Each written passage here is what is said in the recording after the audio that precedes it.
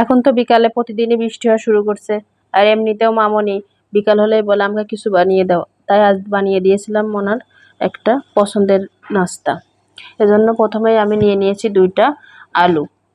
আলু 2টাকে সেদ্ধ করে রেখেছিলাম, তারপর এটাকে গ্রেট করে নিয়ে এরপর এর মধ্যে দিয়ে দেবো পেঁয়াজ বেরেস্তা, একটু কাঁচা লঙ্কা কুচি, আর একটু গোলমরিচের গুঁড়া, একটু মাংসের মশলা।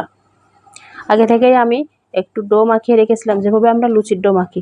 এটা থেকে একটা লেচি কেটে একটু বেলে একটা লুচির আকৃতি বানিয়ে নেব। এর ভিতর দিয়ে দিব আগে থেকে করে রাখা পুরটা। পুরটা দিয়ে মুখটাকে ভালোভাবে এঁটে দিতে হবে, যাতে পুরটা বাইরে বের হয়ে না আসে। মুখটা ঠিক করে এঁটে দিয়ে তারপরে এটাকে আমরা একটু বেলে নিব। আপনারা চাইলে হাত দিয়ে এভাবে প্রেস করেও নিতে পারেন। আগে থেকে আমি চুলায় তেল গরম করতে দিয়ে দিয়েছিলাম। তেলটা গরম হয়ে গেলে এখন তেলের ভিতর পুরিটা দিয়ে ভালোভাবে উল্টে পাল্টে ভেজে নিতে হবে। সুন্দরভাবে লাল লাল করে ভেজে নিলে তৈরি হয়ে যাবে আলুর পুরি। আপনারা চাইলে এভাবে বাচ্চাদের ভেজে দিতে পারেন।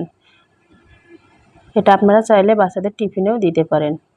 রেসিপিটা কেমন লাগলো অবশ্যই জানাবেন।